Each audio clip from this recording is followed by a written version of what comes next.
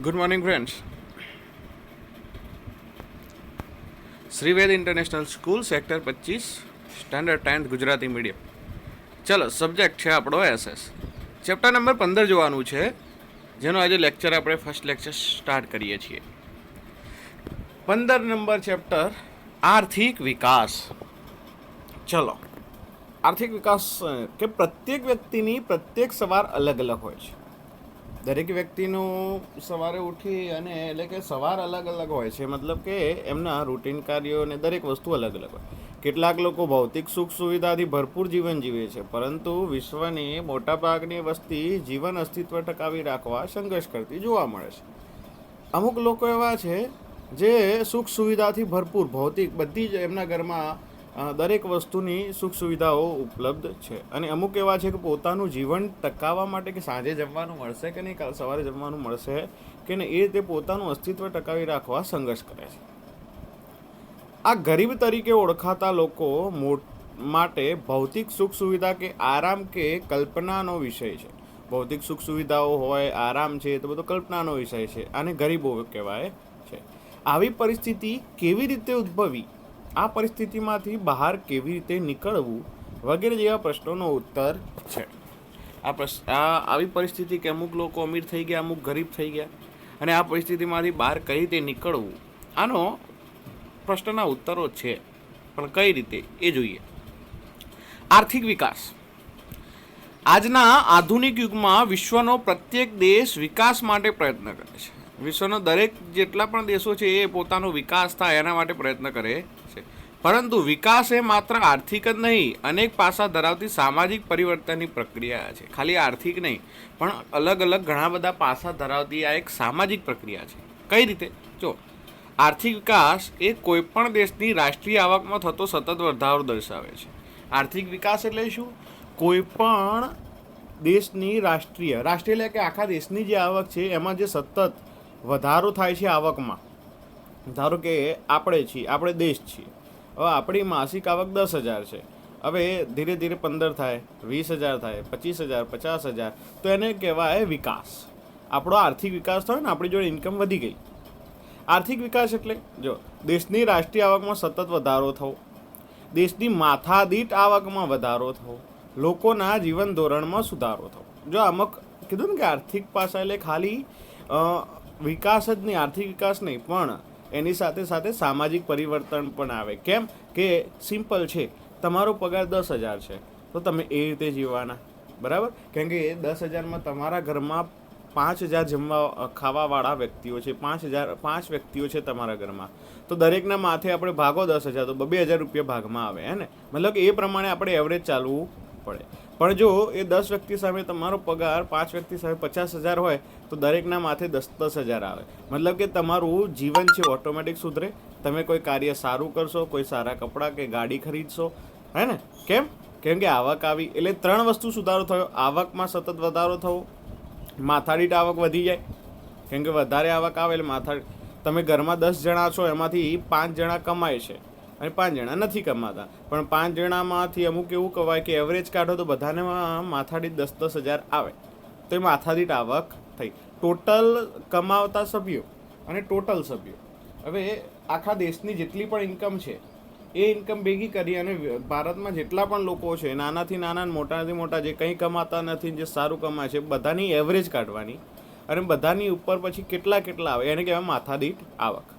લોકોના જીવન ધોરણમાં સુધારો થાય. તમારી ઇન્કમ વધે, આવક વધે એટલે તમારું જીવન ઓટોમેટિક સુધરે. સિમ્પલ છે, હે ને? આ બાબતને આર્થિક વિકાસ કહેવામાં આવે છે. જો આર્થિક વિકાસ એટલે શું સમજી લો કે દેશની રાષ્ટ્રીય આવકમાં સતત વધારો થવો, દેશની માથાદીઠ આવકમાં વધારો થવો અને લોકોના જીવન ધોરણમાં વધારો થવો. આ 3 વસ્તુ યાદ રાખો. હવે આગળ રાષ્ટ્રીય આવક કહેવામાં આવે છે. દેશની કુલ રાષ્ટ્રીય આવકને દેશની કુલ વસ્તી વડે ભાગવાથી માથાદીઠ આવક પ્રાપ્ત થાય.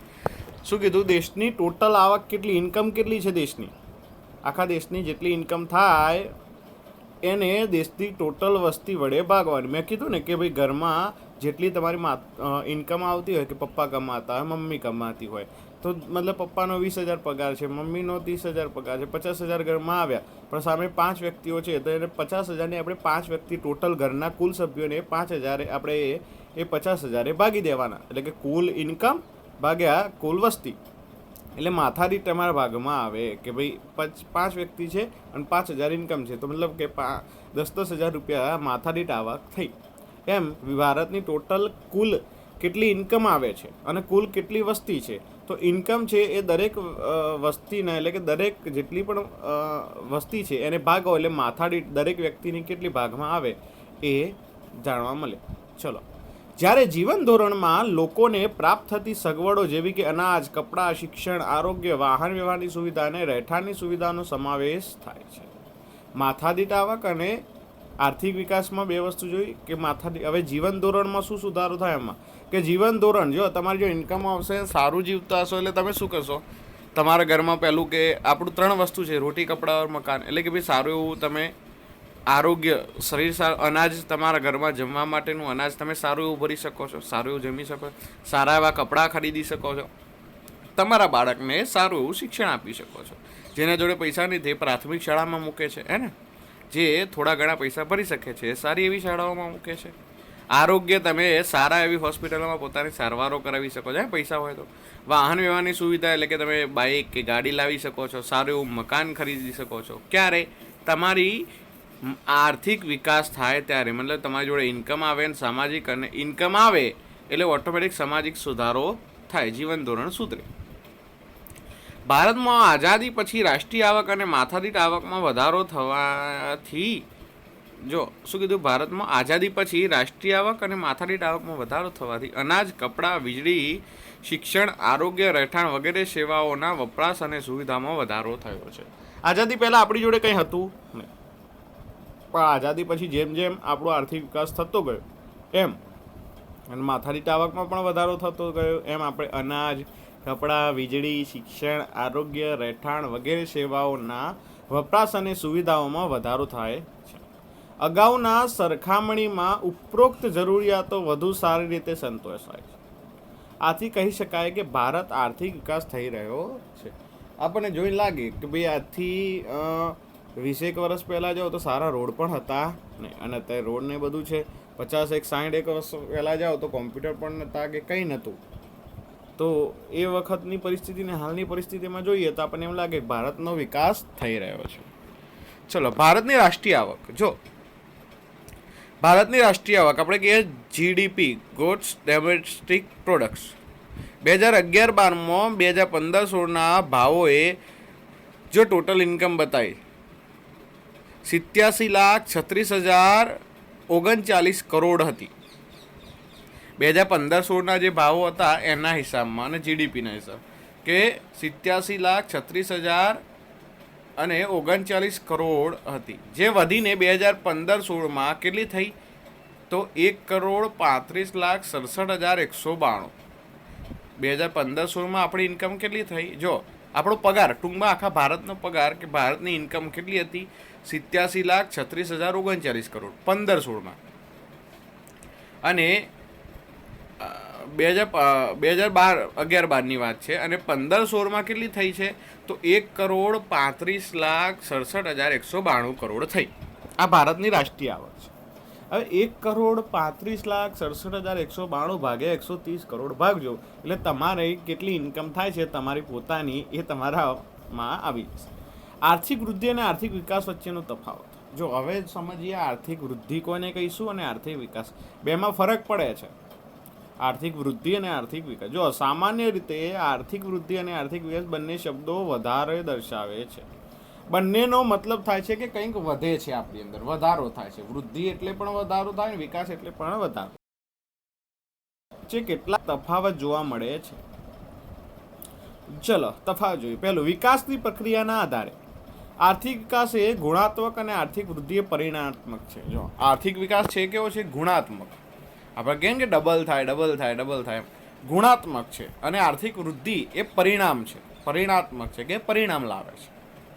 આર્થિક વિકાસ એ પ્રથમ અવસ્થા છે, જ્યારે આર્થિક વૃદ્ધિ એ આર્થિક વિકાસ પછીની અવસ્થા. પહેલો તમારો વિકાસ થાય પછી તમારી વૃદ્ધિ થાય. પહેલી અવસ્થા કઈ છે, વિકાસ. પહેલાં તમે વિકાસમાં આવો, પહેલાં ગરીબી રેખામાં છો, તમારો વિકાસ થાય એટલે તમે વિકાસ, અને વિકાસ થઈ જાય એના પછી તમારી વૃદ્ધિ થાય. ડન. અર્થતંત્રમાં થતા પરિવર્તનને આધારે, અર્થતંત્રમાં થતા નવા સંશોધનના આધારે ઉત્પાદનમાં થતો વધારો એ આર્થિક વિકાસ છે. જો અર્થતંત્રમાં થતા પરિવર્તનના આધારે આપણે જોઈએ કે અર્થતંત્ર આપણું ઇકોનોમિક, અર્થતંત્રમાં થતા નવા સંશોધનોના આધારે ઉત્પાદનમાં થતો વધારો એ આર્થિક વિકાસ છે. જો આર્થિક વિકાસ કોને, તો કે ઉત્પાદનમાં થતો વધારો એ આર્થિક વિકાસ છે. દાખલા તરીકે ખેતી ક્ષેત્રમાં ઘઉં, ડાંગર જેવા પાકમાં નવા બિયારણોની શોધ થતાં ઉત્પાદનમાં અનેક ગણો વધારો થયો. આ બાબત આર્થિક વિકાસ દર્શાવે છે. બીજી તરફ ખેડાલાયક જમીનમાં વધારો થવાથી ખેતીલાયક ઉત્પાદનમાં વધારો થાય તેને આર્થિક વૃદ્ધિ કહે છે. ડન. હવે સિમ્પલ અને શોર્ટ સમજાવો, આપણે બહુ ઉપર જવું નથી. વિકાસ અને વૃદ્ધિ કોને કહીશું? જો હવે આપણી સ્કૂલ ધોરણ 10ની અંદર 30 વિદ્યાર્થીઓ છે, બરાબર. હવે 30 વિદ્યાર્થી છે, એમાંથી 20 વિદ્યાર્થી બોર્ડની પરીક્ષામાં 90+ લાવે છે. ડન. બોર્ડની પરીક્ષામાં શું લાવે છે? 90+. હવે આ વર્ષે, ગયા વર્ષે 90+ લાયા, આ વર્ષે 30માંથી 30 વિદ્યાર્થી 90+ છે. 30માંથી 30 વિદ્યાર્થી 90+ છે. તો આ શું? કેમ કે આપણે છીએ 30 જ, વધ્યા છીએ નહીં, પણ 30નો અંદર આપણો પગાર વધે છે, મતલબ કે આપણી વિકાસ થાય છે. પણ બીજા વર્ષે 30ની જગ્યાએ આપણે ધોરણ 10ના 2 ક્લાસ થયા, 30 ને 60, અને 60 વિદ્યાર્થીઓ છે, એમાંથી 50 વિદ્યાર્થી 90+ આવ્યા. તો એ શું થયું? વૃદ્ધિ. કેમ કે વિકાસ તો આપણો થઈ ગયો છે, આ થઈ વૃદ્ધિ. એટલે કે ખેતી આમાં પણ થયું કે તમે ખેતરમાં 2 વીઘા છે, 2 વીઘાની અંદર તમે ઘઉં વાયા અને 40 મણ કે 100 મણ ઘઉં થયા, તો એ વિકાસ થયો. ગયા વર્ષે તમારા 60 મણ થયા, તો આ વર્ષે 100 મણ ઘઉં થયા, તો એ વિકાસ થયો. પણ તમારી જોડે 2 વીઘા હતી, આજે વખત તમે 4 વીઘા જમીન થઈ તમારી જોડે, એટલે કે 4 વીઘા જમીન તમે ખરીદી, તો એને કહેવાય વૃદ્ધિ. કેમ? કેમ કે આવકના સ્ત્રોતમાં વધારો થયો છે. આવકમાં વધારો થાય એ વિકાસ છે, આવકના સ્ત્રોતમાં વધારો થાય એ વૃદ્ધિ છે. ડન. એટલે અમુક દેશો છે એ વિકસિત દેશો છે, જે વિકસિત થઈ ગયા છે, એમની આવકમાં વધારો થાય અને આવક મર્યાદાથી બહાર નીકળે, એ વૃદ્ધિ છે. વિકસિત દેશો છે એ વૃદ્ધિ પામે છે. કેમ? કેમ કે એ આવક તો એમની છે જ, પણ આવકના સ્ત્રોતમાં એ હવે વધારો કરી રહ્યા છે. અને ભારત છે એ વિકાસશીલ દેશ છે. સમજીશું આગળ. તો પહેલાં સમજણ પડી ગઈ કે આર્થિક વિકાસને આર્થિક વૃદ્ધિમાં ફરક શું. આર્થિક વિકાસ એ ગુણાત્મક અને આર્થિક વૃદ્ધિ એ પરિણાત્મક. એટલે કે તમે ઘઉં ડાંગરનો પાકમાં નવા બિયારણની શોધખોળ કરો અને અનેક ગણો વધારો થાય તો એ વિકાસ છે. પણ ખેડાલાયક જમીન તમે બીજી ખરીદો તો એને કહેવાય વૃદ્ધિ. ડન. હવે આગળ જોઈએ. વિકાસ અને વિકાસશીલ દેશના સંદર્ભમાં. વિકસિત અને વિકાસશીલ દેશો. જો વિકસિત એટલે જે વિકાસ પામી ચૂક્યા છે, અને વિકાસશીલ એટલે કે જે વિકાસ કરી રહ્યા છે, આવા દેશો. વિકસિત અને વિકાસશીલ દેશોના સંદર્ભમાં પણ બંને વચ્ચે તફાવત જોવા મળે છે. શું તફાવત છે? વિકસિત દેશોની રાષ્ટ્રીય આવકમાં થતો વધારો એ આર્થિક વૃદ્ધિ કહેવાય. વિકસિત દેશો છે મતલબ કે એક રેશિયો હોય કે ધારો કે આપણે સ્ટુડન્ટ છીએ તો 90+ જે બાળકો માર્ક્સ લાવે છે એ બધા વિકસિત છે, મતલબ કે બહુ હોશિયાર છે. એવું કહેવાય કે 90 ઉપર માર્ક્સ લાવે એ હોશિયાર વ્યક્તિ છે. 90 નીચે આવે એ હજુ શીખે છે, મતલબ કે હજુ એટલો બધો હોશિયાર છે ને. 90 ઉપર આવે એટલે બ્રિલિયન્ટ સ્ટુડન્ટ થઈ જાય. તો અહીંયા પણ એવું છે કે એક રેશિયો છે, એના ઉપર જેની આવક છે એ લોકો વિકસિત દેશો છે, એટલે કે એ વિકસિત છે. હવે ધારો કે આપણા સ્કૂલમાં 10 વિદ્યાર્થી આપણા ક્લાસમાં એવા છે કે જે 90+ લાવે છે, તો એ બધા વિકસિત છે. હવે એ 90+ લાવવાવાળા છે એ 92 લાવે, 93 લાવે, 95 લાવે, 99 લાવે, તો ધારો કે આ વર્ષે એના 90 આવ્યા, તો બીજી પરીક્ષામાં એના 95 આવે, તો એની વૃદ્ધિ થઈ. શું થયું? વૃદ્ધિ. કેમ કે વિકાસ તો છે જ એની જોડે, 90 આવે છે. પણ કોઈના 60 આવે છે અને એ વ્યક્તિ ધીરે ધીરે 70 લાવે છે, 80 લાવે છે, 85 લાવે છે, તો એ એનો વિકાસ છે. શું છે? વિકાસ. તો હવે જોઈએ બંનેનું કે આર્થિક વૃદ્ધિ અને વિકસિત દેશોને રાષ્ટ્રીય આવકમાં થતો વધારો એ આર્થિક વૃદ્ધિ કહેવાય, જ્યારે વિકાસશીલ દેશોની રાષ્ટ્રીય આવકમાં થતો વધારો એ આર્થિક વિકાસ કહેવાય. ચલો વિકાસશીલ અર્થતંત્રના લક્ષણો જોઈએ. શું છે? પહેલું, વિકસિત અર્થતંત્ર અને વિકાસશીલ અર્થતંત્ર માથાદીઠ આવકના આધારે અલગ પાડવામાં આવે છે. શેના આધારે? તો માથાદીઠ. આપણે વાત કરીને કે દેશની કુલ ઇન્કમ ભાગ્યા દેશની કુલ વસ્તી, એટલે દરેક વ્યક્તિને માથાદીઠ કે ભાઈ મારા ભાગમાં કેટલા પૈસા આવશે, ભલે તમે કમાઓ કે ના કમાઓ, તમે કેટલી તમારી માથાદીઠ આવક છે એ બતાવે.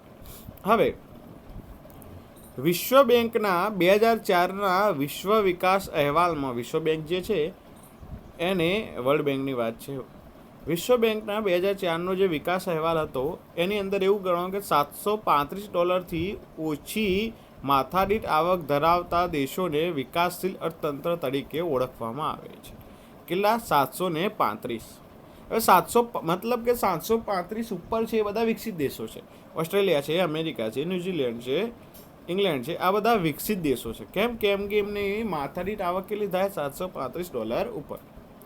જ્યારે ભારતની 735 થતી નથી, કેમ કે ભારતની તો વસ્તી જેટલી 735 ક્યાંથી ભાગમાં આવે? પણ એનાથી નીચે હોય એ બધા કેવા છે? વિકાસ, એટલે કે વિકાસ પામી રહ્યા છે. આ વિકાસશીલ અર્થતંત્રના મુખ્ય લક્ષણો નીચે મુજબ છે. જો આ યાદ રાખજો કે વિશ્વ બેંકનો જે હેતુ છે એ પ્રમાણે કે વિકાસશીલ અર્થતંત્ર તરીકે કોને ઓળખવામાં આવે છે, તો વિશ્વ બેંકે જે પ્રમાણે આપ્યું 2004નો વિકાસ અહેવાલ કે $735 ઓછી માથાદીઠ આવક ધરાવતા દેશોને વિકાસશીલ અર્થતંત્ર તરીકે ઓળખવામાં આવશે. ડન. હવે જોઈએ આ લક્ષણો છે વિકાસશીલ અર્થતંત્રના લક્ષણો. પહેલા સમજ્યા કે વિકાસશીલ અર્થતંત્રમાં કોણ કોણ આવશે, તો એ કહી દીધું ભાઈ વર્લ્ડ બેંકે કીધું 2004 પ્રમાણે કે 735થી નીચેની માથાદીઠ આવક ધરાવતા હોય એ લોકો વિકાસશીલ અર્થતંત્રમાં આવશે. હવે એમની આ લક્ષણો શું છે? નંબર 1, નીચી માથાદીઠ આવક. એમની માથાદીઠ આવક પહેલાં તો ઓછી હોય, સિમ્પલ છે. વિકાસશીલ દેશોની રાષ્ટ્રીય આવક નીચી જોવા મળે છે. રાષ્ટ્રીય આવક કેવી છે? નીચી. જ્યારે વસ્તી વૃદ્ધિનો દર વધુ હોવાથી માથાદીઠ આવક નીચી રહે છે. એક તો પહેલી આપણી એ રાષ્ટ્રીય એટલે કે ઘરની કુલ ઇન્કમ ઓછી છે, એમાં પાછું વસ્તી વૃદ્ધિ થાય છે, એટલે કે વસ્તીનો તો વધારો થઈ રહે છે, એટલે માથાદીઠ આવક પણ નીચી રહે છે. અને નીચી માથાદીઠ આવકને કારણે જીવન ધોરણ નીચું રહેવા પામે છે. હવે સિમ્પલ છે, તમારા ઘરમાં તમારા ફાધર કમાય છે, 10,000 સેલેરી છે. હવે તમારા ઘરમાં વસ્તી છે, મતલબ કે તમે 2-3 ભાઈ છો, દાદા દાદી, ભાઈ ભાભી અને બધા, મતલબ 7-8નો પરિવાર થયો. કારણ કે અને હજુ પણ 1-2 બાળક આવે છે નાના, તો મતલબ કે તમારા ત્યાં વસ્તી તો ઘરમાં વધે છે અને ઇન્કમ કેવી છે? ઓછી. તો જીવન ધોરણ ઓટોમેટિક, કેમ કે તમારે જે સુખ સાહેબીમાં રહેવું હોય એ પ્રમાણે તમે રહી શકો ને, એટલે જીવન ધોરણ જમવાનું પણ અને ખાવા પીવામાં પણ તમારે ધ્યાન રાખવું પડે, એટલું તમે કરી શકો નહીં. એટલે ઓટોમેટિક જીવન ધોરણ પણ નીચું રહે, તમારી માથાદીઠ આવક પણ નીચી રહે. વસ્તી વૃદ્ધિ નંબર 2. માથાદીઠ આવકમાં ખબર પડી ગઈ. વિકાસશીલ દેશોની રાષ્ટ્રીય આવક નીચી રહે. માથાદીઠ જો વિકાસશીલ અર્થતંત્રના લક્ષણો જોઈએ છીએ આપણે. શું જોઈએ છે? આ ક્વેશ્ચન આવે તો યાદ રાખો કે પહેલું વિકસિત અર્થતંત્ર અને વિકાસશીલ અર્થતંત્રની માથાદીઠ આવકના આધારે અલગ પાડવામાં આવે છે. ડન. માથાદીઠ આવકને આધારે કઈ રીતે? વિશ્વ બેંકે કીધું કે 735થી ઓછી માથાદીઠ આવક હોય વિકાસશીલમાં આવે, અને એનું અર્થતંત્રના લક્ષણો કઈ રીતે હોય? તો 1, નીચી માથાદીઠ આવક. નંબર 2, વસ્તી વૃદ્ધિ. વિકાસશીલ રાષ્ટ્રમાં વસ્તી વધારો જોવા મળે છે. જો ભારતમાં વસ્તી વધારો છે ને, ભારત આઝાદ થયું ત્યારે 35 કરોડ હતા, અત્યારે 135 કરોડે પહોંચ્યા છે. તો આવા દેશોમાં વસ્તી વૃદ્ધિનો દર 2% અથવા તેનાથી પણ વધુ જોવા મળે છે. જો વસ્તી વૃદ્ધિનો દર કેટલો છે? 2%. મતલબ કે 100એ 2 બાળક વધે છે. કેટલા વધે છે? દર 100 વ્યક્તિઓએ 2 બાળક, એટલે કે 2 વ્યક્તિ હજુ વધતા જ જાય છે. એવરેજ રહેતા નથી, કેમ કે મૃત્યુદર છે અને આવક, જો આપણે કે આવક અને જાવક એટલે મૃત્યુદર અને જન્મદર એ બંનેને જોઈને પછી કે ટોટલ વસ્તી છે એ પ્રમાણે તો 2 હજુ વધતા જાય છે. બાળક કેટલા? 2 વ્યક્તિઓ વધતા જાય છે. એટલે કે વિકાસશીલ રાષ્ટ્રોમાં વસ્તી વધારો જોવા મળે છે અને આવા દેશોમાં વસ્તી વૃદ્ધિનો દર 2% અથવા તેનાથી પણ વધુ જોવા મળે છે. 2%થી વધારે પણ જોવા મળે. નંબર 3, કૃષિ ક્ષેત્ર પર અવલંબન. કૃષિ ક્ષેત્ર પર અવલંબન વિકાસશીલ રાષ્ટ્રોમાં ખેતી મુખ્ય આર્થિક પ્રવૃત્તિ હોય છે. વિકાસશીલ રાષ્ટ્રોમાં કૃષિ ક્ષેત્ર પર અવલંબન છે. જો કેમ, જેટલા પણ વિકાસશીલ રાષ્ટ્રો છે એનો મુખ્ય હેતુ આર્થિક પ્રવૃત્તિ શું છે? ખેતી. દેશના 60% કરતાં પણ વધુ લોકો રોજગારી માટે ખેતી પર આધારિત હોય છે. જેમ કે ભારત છે ખેતી પ્રધાન દેશ છે, 60%થી વધારે લોકો ખેતી ઉપર આધારિત છે. દેશની રાષ્ટ્રીય આવકમાં પણ ખેતીનો ફાળો 25%ની આસપાસ છે. દેશની જેટલી પણ ઇન્કમ છે એમાંથી ખેતીનો ફાળો 25% છે. નંબર 4, આવકની વહેંચણીની અસમાનતા.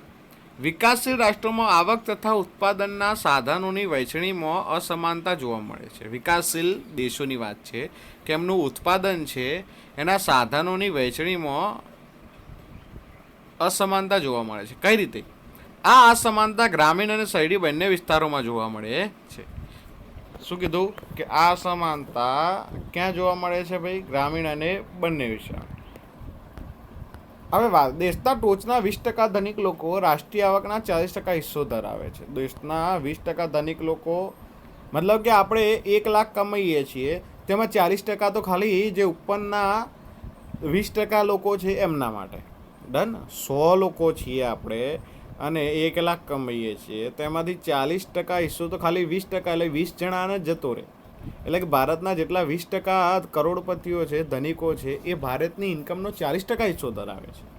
અને તળિયાના એટલે કે છેક નીચેના ગરીબ લોકો છે એ ફક્ત 10% હિસ્સો ધરાવે છે. જો ભારતના અમીરો છે, જે ધનિકો છે, 40% હિસ્સો ધરાવે છે ઇન્કમ, અને જે 20% ગરીબો છે તળિયાના, એ ફક્ત 10% હિસ્સો ધરાવે છે. કેટલો ફરક! જો 20% ધનિકો 40% હિસ્સો ધરાવે અને 20% ગરીબો ફક્ત 10% હિસ્સો ધરાવે છે. આ વિકાસશીલ રાષ્ટ્રોમાં આવક અને સંપત્તિનું કેન્દ્રીકરણ ધનિક લોકોમાં થયેલું જોવા મળે છે. એટલે કે કેન્દ્ર બિંદુ, સેન્ટર ક્યાં છે આવકનું? તો ફક્ત ધનિકોમાં, ગરીબને કોઈ લેવા દેવા છે. 5 નંબર, બેરોજગારી. જો અર્થતંત્રના લક્ષણોમાં પહેલું જોયું, નીચી માથાદીઠ આવક, વસ્તી વૃદ્ધિ, કૃષિ ક્ષેત્ર પર અવલંબન, આવકની વહેંચણીની અસમાનતા. અને 5 નંબર, બેરોજગારી. બેરોજગારી એ વિકાસશીલ દેશનું મહત્વનું લક્ષણ ગણી શકાય. જો બેરોજગારી એ વિકાસશીલ દેશનું મહત્વનું લક્ષણ ગણી શકાય છે. યાદ રાખો, આ દેશમાં બેરોજગારીનું પ્રમાણ કુલ શ્રમિકોના 3% કરતાં વધુ હોય છે. મતલબ કે 100 લોકો શ્રમિકો છે, મજૂરી વર્ગ છે, તેમાંથી 3% લોકો તો બેરોજગાર છે. 3%થી વધારે, એટલે 100માંથી 3 વ્યક્તિઓ તો બેરોજગાર હોય ને હોય. આ દેશમાં બેરોજગારી જુદા જુદા સ્વરૂપે, જેવી કે મોસમી બેરોજગારી, છુપી બેરોજગારી અને ઔદ્યોગિક બેરોજગારી વગેરે જોવા મળે છે. એ બેરોજગારી લાંબા ગાળાની હોય છે. જો મોસમી એટલે કે સિઝન પ્રમાણે અમુક બેરોજગાર હોય, અમુક છુપી બેરોજગારી જે આપણને આઈડિયા આવતો નથી, અમુક ઔદ્યોગિક એટલે કે ઉદ્યોગોની બેરોજગારી, અમુક લાંબા ગાળાની બેરોજગારી જોવા મળે છે. 3 પ્રકારની બેરોજગારી આવે. નંબર 6, ગરીબી. ગરીબી એ વિકાસશીલ રાષ્ટ્રનું લક્ષણ છે. વિકાસશીલ રાષ્ટ્રની અંદર ગરીબી હોય તો જે વિકાસશીલ હોય, ગરીબી ના હોય તો વિકસિત થઈ જાય. જે લોકો પોતાની પ્રાથમિક જરૂરિયાતો જેવી કે અનાજ, કપડાં, રહેઠાણ, શિક્ષણ અને આરોગ્ય વગેરે સંતોષી શકતા ન હોય તેને ગરીબ ગણવામાં આવે છે. આપણે ઘણા બધાને જોઈએ છીએ કે પોતાના અનાજ એટલે ખાવાની વસ્તુ ખરીદી શકતા નથી, પોતાના સારા કપડાં, પોતાનું મકાન, પોતાનું શિક્ષણ અને આરોગ્ય એ સંતોષી શકતા નથી, એટલી વસ્તુ એમની જોડે મળી શકતી નથી, એટલે આપણે એને ગરીબ કહીએ છીએ. વિકાસશીલ દેશોમાં આવા લોકોનું પ્રમાણ લગભગ કુલ વસ્તીના 3 ભાગ જેટલું હોય છે. કુલ વસ્તીના 3 ભાગ. હવે ગણી લો, ટોટલ વસ્તી હોય એનો 3 ભાગ, એટલે કે 100 હોય તો 33.33% વ્યક્તિઓ તો આવા ગરીબ છે. એટલે ભારતમાં પણ એ જ હાલત છે. હવે દ્વિમુખી અર્થતંત્ર. વિકાસશીલ દેશોમાં અર્થતંત્રનું સ્વરૂપ દ્વિમુખી પ્રવૃત્તિ, 2 મુખોવાળું. કઈ રીતે?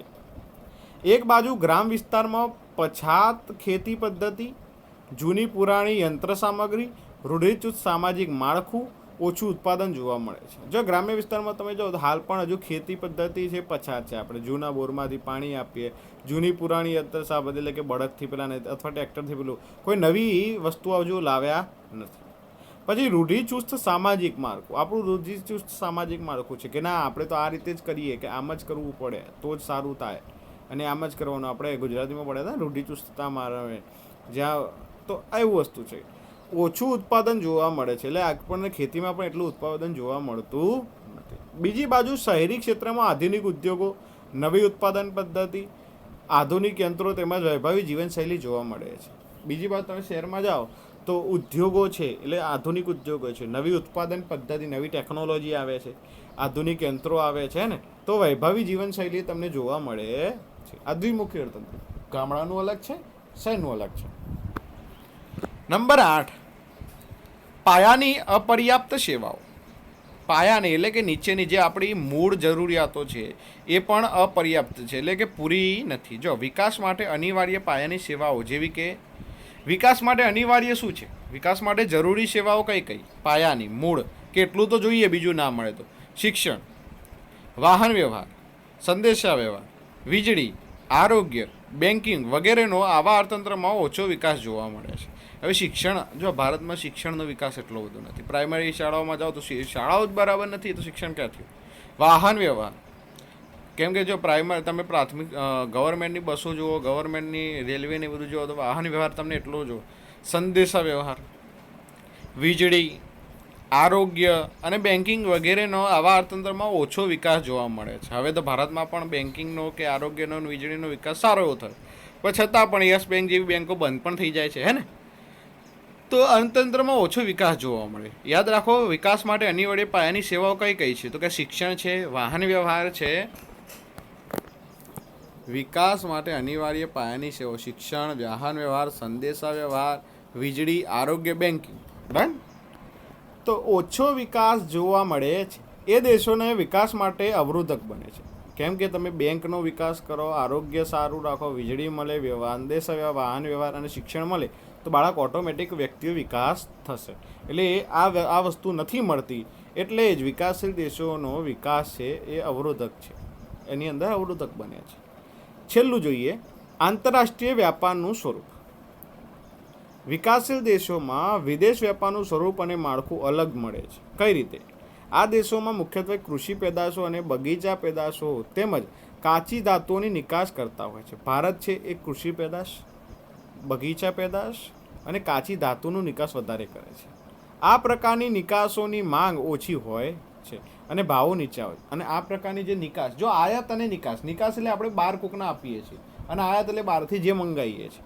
હવે આપણે જે બહાર મોકલીએ છીએ, જે વેચીએ છીએ, જે નિકાસ કરીએ છીએ, એ શું છે? તો કે ખેત પેદાશો અને બગીચા પેદાશો, એટલે કે કૃષિ પેદાશો અને બગીચા પેદાશો. એનો માંગ છે ઓછી છે વિશ્વમાં, અને ભાવ કેવા છે? નીચા. એટલે આપણું એના અંદરથી આપણને એટલી ઇન્કમ મળી શકે નહીં, જેથી નિકાસોની કમાણી ઓછી હોય છે. જ્યારે આયાતો ઔદ્યોગિક પેદાશો અને યંત્ર સામગ્રી હોય છે. જ્યારે આપણે મંગાવવાનું શું છે? આપણો ઉદ્યોગનો વિકાસ થાય એટલા માટે યંત્ર સામગ્રી આપણે બહારથી મંગાવવી પડે છે. જેમ કે હમણાં ખબર 36,000 કરોડના રફેલ જહાજવાળો કૌભાંડ નીકળ્યું હતું. રફેલ જહાજ લીધા 36,000 કરોડના. તો એ શું કરવું પડ્યું? આપણે બહારથી આયાત કરવા પડે ને, યંત્રો ને સામગ્રી, દરેક વસ્તુ, ઔદ્યોગિક પેદાશો, યંત્ર, તો એ તો આપણને મોંઘું પડે છે. અને સામે આપણે ખેત પેદાશો જે છે, બગીચા પેદાશો, એની તો એટલી બધી ઇન્કમ 36,000 કરોડ કોણ આપે? તો આ વસ્તુઓના ભાવો વધુ હોવાથી આયાતો પાછળનું ખર્ચ વધે છે. એટલે આપણું ઇન્કમ છે, જે નિકાસ, આપણે ઉગાડી અને એ વસ્તુ બહાર મોકલીએ છીએ, એની ઇન્કમ ઓછી મળે છે. પણ આપણે જે બહારથી આપણી અંદર લાવવું પડે છે, આપણે આયાત કરવું પડે છે, એનો ભાવ છે એ વધારે થાય છે. એટલે કે આયાતનો ખર્ચ વધારે થાય છે, નિકાસ આપણને ઓછી મળે છે.